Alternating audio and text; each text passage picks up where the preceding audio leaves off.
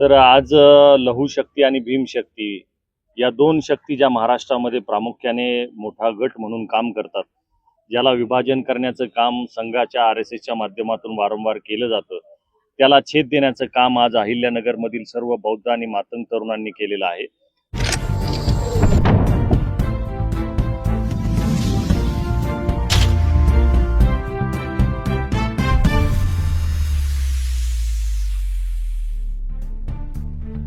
करण्याचा उद्देश काय?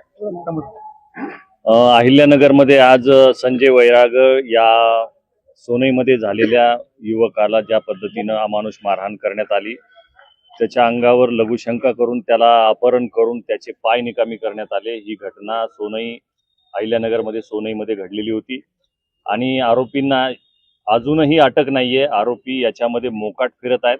या आरोपींच्या विरोधामध्ये मोक्का अंतर्गत गुन्हा दाखल करण्यात यावा, या गुन्ह्यामध्ये SIT लागू करण्यात यावी, या मागणीसाठी आम्ही सर्व अहिल्यानगरमधील सर्व दलित संघटनांच्या वतीनं आज महाएल्गार मोर्चा अहिल्यानगरमध्ये काढण्यात आला होता, ज्याच्यामध्ये सर्व दलित संघटना अहिल्यानगरच्या सहभागी झाल्या होत्या. तुमच्या निमित्तानं लघुशक्ती आणि भीमशक्ती एकत्र झालेली आहे. बऱ्याच दिवसाची मागणी होती की लघुशक्ती भीमशक्ती एकत्र लवकर येत नाही, तर त्या निमित्ताने काय संदेश देतात?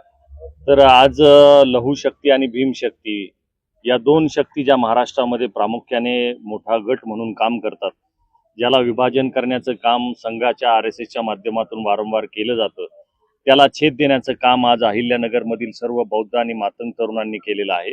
ज्याच्यामध्ये महाराष्ट्रातील मातंग आणि बौद्ध समाजामध्ये हा महत्त्वाचा संदेश अहिल्यानगरने दिलेला आहे, ज्याच्यामध्ये लघुशक्ती आणि भीमशक्ती एकत्र आल्याच्या नंतर प्रशासनावर शासनावर कशा पद्धतीनं दबाव आणला जाऊ शकतो याचं जिवंत उदाहरण आज अहिल्यानगरमध्ये पाहायला मिळालेलं आहे. पुढील दिशा काय आहे?